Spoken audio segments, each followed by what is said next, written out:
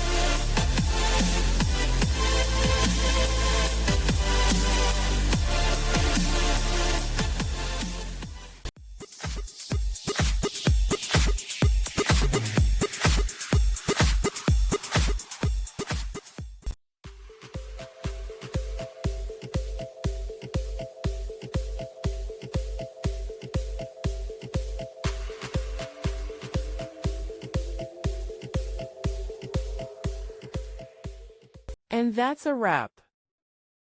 I hope you found the answer you were looking for. If you did, take a second to hit that subscribe button. It really helps out.